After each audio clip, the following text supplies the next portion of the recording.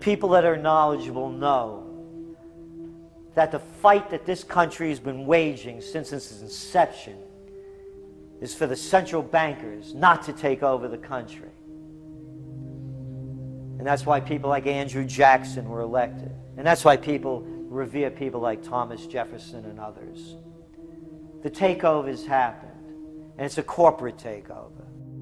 Agents of the Bank of England attempted to assassinate President Andrew Jackson on multiple occasions because of his resistance against a private central bank being set up in the United States. And it was something that Abraham Lincoln warned. And this is, by the way, why I believe he was assassinated. This is the Lincoln quote. "The money powers prey upon the nation in times of peace and conspire against it in times of adversity. It is more despotic than monarchy, more insolent than autocracy, more selfish than bureaucracy. I see in the near future a crisis approaching that unnerves me and causes me to tremble for the safety of my country. Corporations have been enthroned. An era of corruption will follow, and the money power of the country will endeavor to prolong its reign by working upon the prejudices of the people until the wealth is aggregated in a few hands and the republic is destroyed." Wall Street has killed Main Street. So I know how unpopular it is to be seen as helping banks right now, especially when everyone is suffering in part from their bad decisions. I promise you, I get it. Up until about the Kennedy assassination and the beginning of the war in Vietnam, the United States is a very powerful engine for world progress. It's the assassinations, the Kennedy assassination, and the others in the 1960s, the beginning of the Vietnam War, and the beginning of the absolute domination of the Wall Street Group over every other interest. Nobody else counts except the Wall Street money masters. That has now made the United States into no longer a force for progress, but something very different, often a force for destruction in the world. The military-industrial complex has taken over the country along with the Wall Street gang.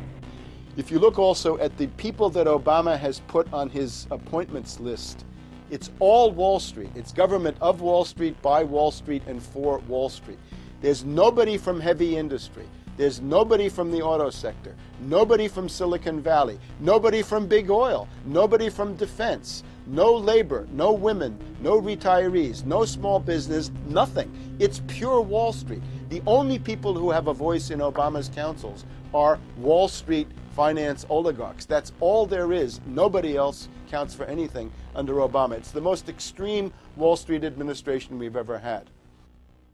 Before his death, President Woodrow Wilson apologized to the public, regretting that he had been deceived by a group of international bankers and the country's financial system had fallen into their iron grip via the Federal Reserve Act of 1913.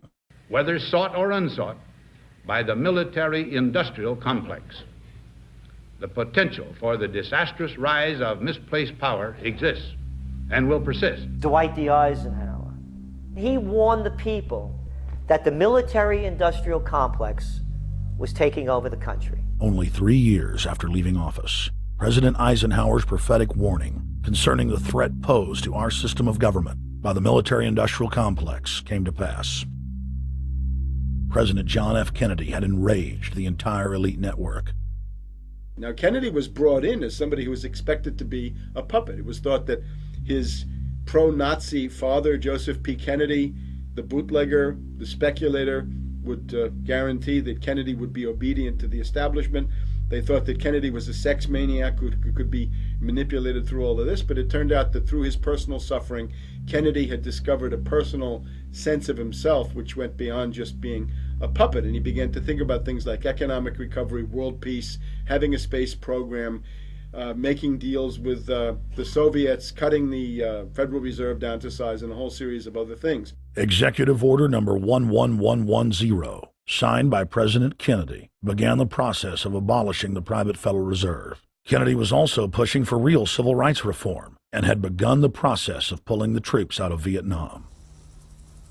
The last time you had an actual president was Kennedy. The oligarchs took swift and decisive action. when John Kennedy attempted to take the government back from the robber barons. He was brutally murdered. The message to future U.S. presidents and leaders across the world was clear: do as you're told or die. John Fitzgerald Kennedy was the last true president of the United States. And until the globalists are removed from power, we will never have another real one. The other thing about the American presidency you've got to remember is that this is a puppet post. It's automatically going to be a puppet post. The idea that Obama is somebody who's going to come in and exercise real authority when he's obviously been chosen and given everything that he's got by these financiers.